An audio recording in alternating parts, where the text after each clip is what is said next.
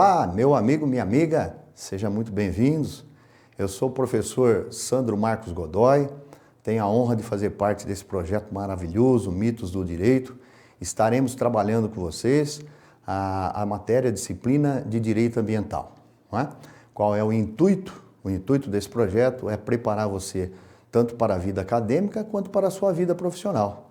De forma muito especial, você que vai prestar o seu concurso público, você que vai prestar o exame de ordem, nós preparamos um material que possa atendê-lo, ok?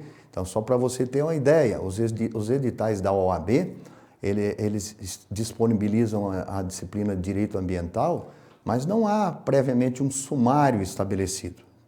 Não é? Então, qual foi a nossa preocupação? Desenvolver um sumário que possa atender você que queira prestar o exame de ordem, que queira prestar um concurso público ou que queira utilizar todo esse preparatório na sua vida profissional. Nós sabemos o quão importante é a disciplina de Direito Ambiental, sabemos que existem peculiaridades, então nós queremos trazer para você tudo que nós temos de melhor e as maiores novidades possíveis na área de Direito Ambiental, na doutrina, na jurisprudência. Então, fique atento, venha conosco. As aulas que nós preparamos também um material de apoio a você, material de apoio.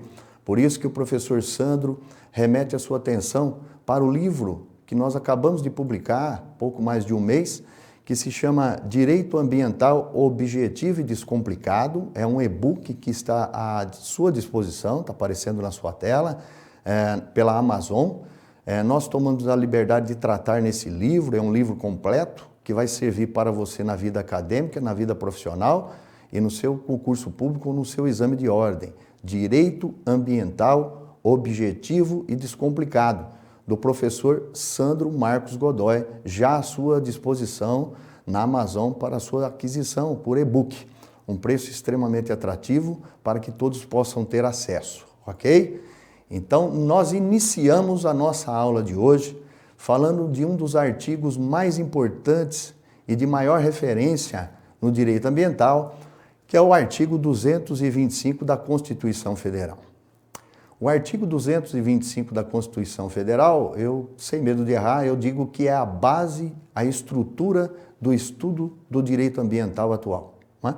O artigo 225 da Constituição Federal, se você puder seguir comigo, venha comigo agora, ele diz assim, ó, todos têm direito ao meio ambiente ecologicamente equilibrado, bem de uso comum do povo e essencial à sadia qualidade de vida.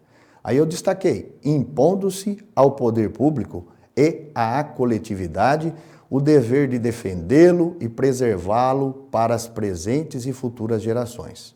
Muito bem, muito bem. Este dispositivo constitucional, ele é a base e é a estrutura do nosso estudo do direito ambiental. Só que também há muita diversidade a respeito da sua interpretação, não é? Então eu fiz questão de destacar para vocês. Todos têm direito ao meio ambiente ecologicamente equilibrado, bem de uso comum do povo e essencial à sadia qualidade de vida. A expressão todos, qual é a sua dimensão? A doutrina ainda mantém uma certa diversidade sobre a extensão da expressão todos têm direito. O artigo 225, ele nos conduz a um direito, um dos mais importantes que nós temos hoje, que é a preservação ambiental.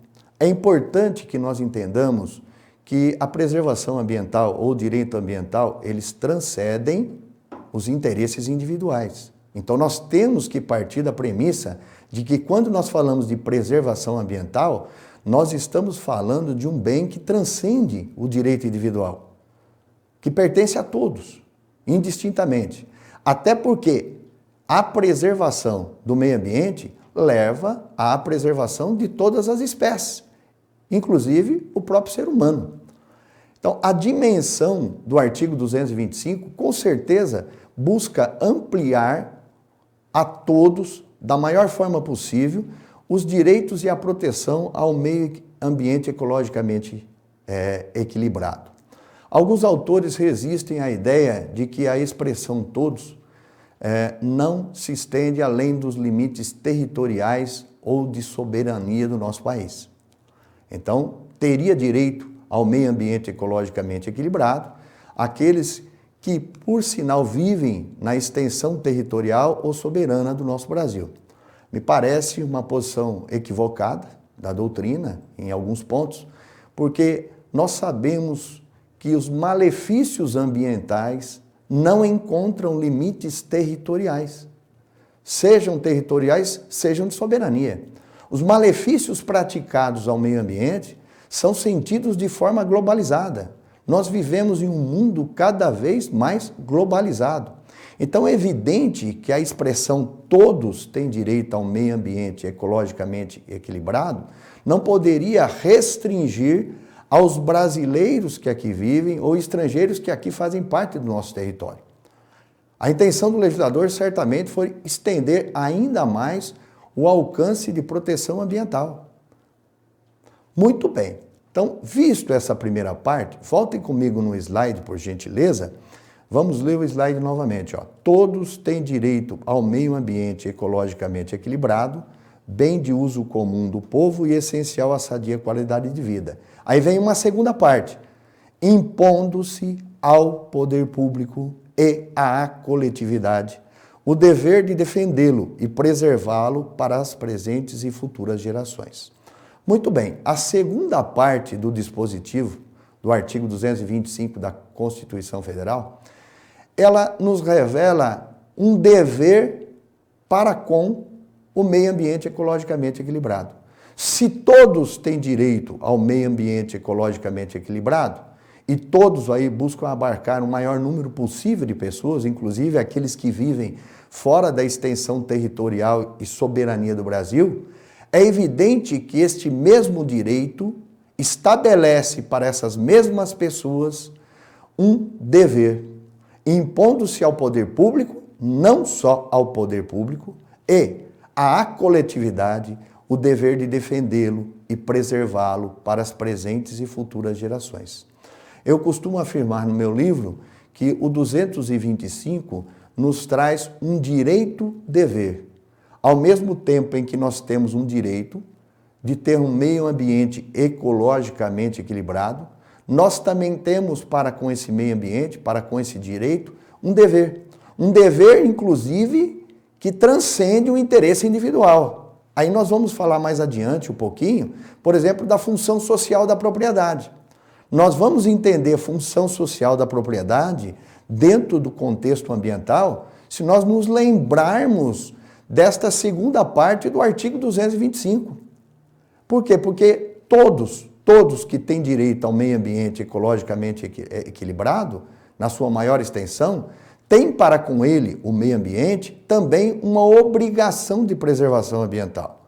Por isso eu entendo que nós temos aqui um direito-dever. E perceba, o 225, ele trata de uma outra extensão. Ele diz, o poder público e a coletividade têm o dever de preservar e defender o meio ambiente ecologicamente equilibrado. Para quem? Para as presentes e para as futuras gerações. As gerações que estão conosco e as gerações vindouras.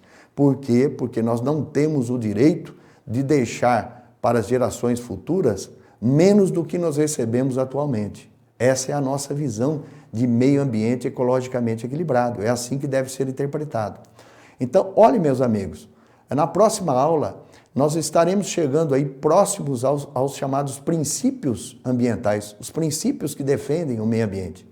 E muitos dos princípios que nós vamos tratar nas próximas aulas estão ligados diretamente ao conteúdo deste artigo 225 da Constituição Federal. Então, nós temos que ficar bem atentos à dimensão do artigo 225, qual é o objetivo e a extensão da interpretação que nós podemos fazer do 225, entendendo que a expressão todos têm direito ao meio ambiente ecologicamente equilibrado buscou o legislador transcender, inclusive, os limites territoriais e soberania do nosso país. Ao mesmo tempo em que coloca um dever para com esses todos, um dever de preservar o meio ambiente. A preservação do meio ambiente não se restringe somente às ações do poder público, mas também à coletividade. Nós devemos preservar e defender o meio ambiente para as presentes e futuras gerações.